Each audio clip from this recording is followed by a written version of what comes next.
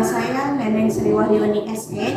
Saya mahasiswa PPG dalam jabatan kategori ke-1 tahun 2023 dengan program studi bidang ekonomi di Universitas Pamulang Tangerang. Saat ini saya sedang bertugas di SMK Bela Nusantara Cianjur, dan pada kesempatan ini saya akan menampilkan cerita praktik baik atau best practice dengan menggunakan metode STAR. Metode STAR ini terdiri dari situasi yang merupakan latar belakang pelaksanaan best practice. Selanjutnya pada tahap tantangan, hal ini menguraikan tantangan-tantangan yang dihadapi selama proses pelaksanaan. Dan selanjutnya pada tahap aksi ini merupakan strategi yang digunakan dalam pelaksanaan praktik pembelajaran. Dan terakhir yaitu tahap refleksi dan dampak yang merupakan hasil capaian atau keberhasilan praktik yang sudah dilaksanakan.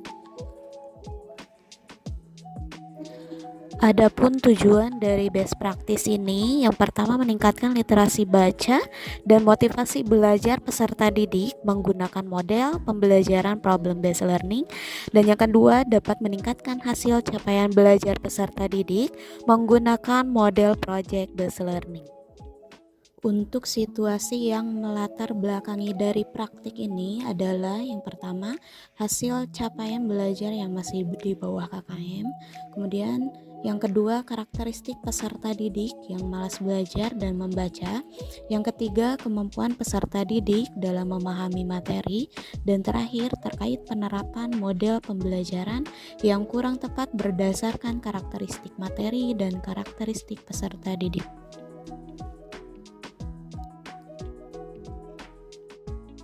Untuk tantangan yang dihadapi selama pelaksanaan proses praktik baik ini, yang pertama itu terkait pembuatan perangkat pembelajaran yang harus dapat mengatasi permasalahan yang teridentifikasi.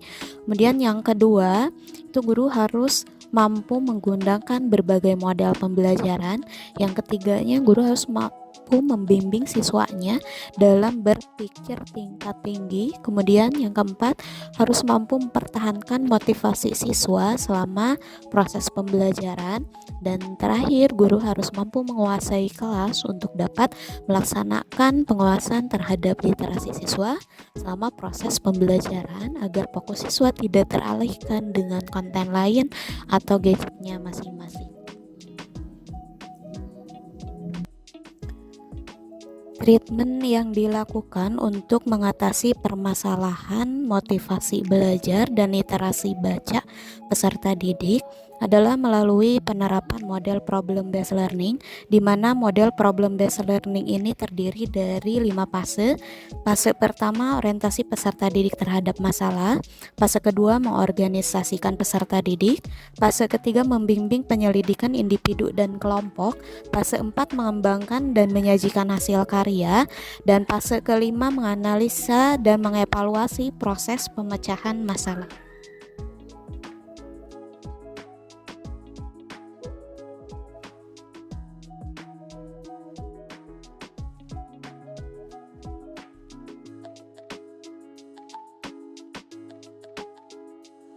Selanjutnya, untuk treatment dalam mengatasi permasalahan hasil capaian belajar peserta didik yang masih di bawah ketuntasan minimum adalah dengan penerapan model project based learning, di mana project based learning ini terdiri dari 6 fase. Untuk fase pertama yaitu penentuan pertanyaan mendasar, fase kedua menyusun perencanaan proyek, fase 3 menyusun jadwal, fase keempat monitoring, fase kelima menguji hasil, dan fase keenam evaluasi pengalaman.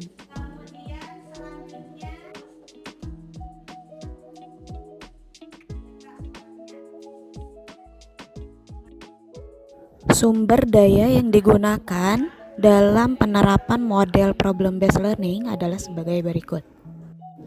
Dan penerapan sumber daya yang digunakan dalam penerapan model project based learning adalah sebagai berikut.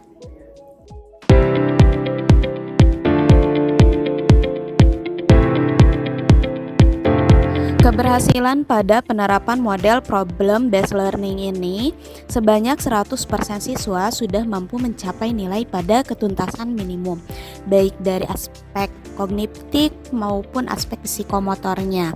Dan sebanyak 94% siswa sudah menunjukkan sikap sangat baik pada kriteria disiplin, kerjasama, teliti, responsif, jujur, komunikatif, dan inisiatif.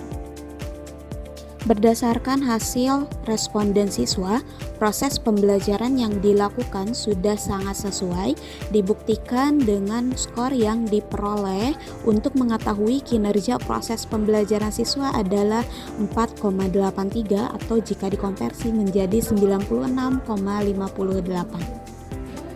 Dampak keberhasilan dari penerapan model project based learning juga sebanyak 100% siswa sudah mampu mencapai nilai pada ketuntasan minimum dengan nilai maksimal 96 dan nilai minimal 90. Untuk hasil responden siswa pada penerapan model project based learning ini juga menunjukkan respon yang sangat baik untuk mengetahui kinerja proses pembelajaran siswa yang diperoleh skor sebesar 4,69 atau jika dikonversi menjadi 93,7. Demikian cerita praktik baik atau best practice yang sudah saya laksanakan. Saya ucapkan terima kasih kepada Rektor Universitas Pamulang yaitu Bapak Dr. Ek Nurjaman, MMMSI, kemudian Kaprodi Pendidikan Profesi Guru, Bapak Dr. Andes Ali Nurdin MPD, dan kepada Bapak dan Ibu dosen pembimbing yaitu Ibu Sofi Sofiatun SPD MPD, Bapak Dr. Saiful Anwar MPD, Ibu Safatul Hidayati SPD MPD, dan Bapak Kuswara SPD MPD.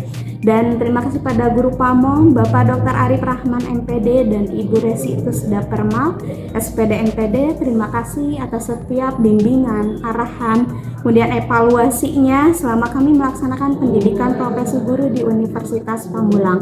Dan tak lupa saya ucapkan terima kasih juga yang sebesar-besarnya kepada Ibu Pani Erdakasi SPD MPD selaku admin LMS yang sudah selalu sabar membersamai kami dalam penyelesaian setiap tugas selama pendidikan profesi guru ini. Kemudian selanjutnya terima kasih saya ucapkan kepada Kepala SMK Bela Nusantara Cianjur. Terima kasih banyak karena sudah memberikan dukungan, kemudian memfasilitasi sehingga pendidikan profesi guru yang saya laksanakan dapat berjalan dengan lancar. Dan terima kasih juga kepada Bapak dan Ibu Dewan Guru SMK Bela Nusantara Cianjur.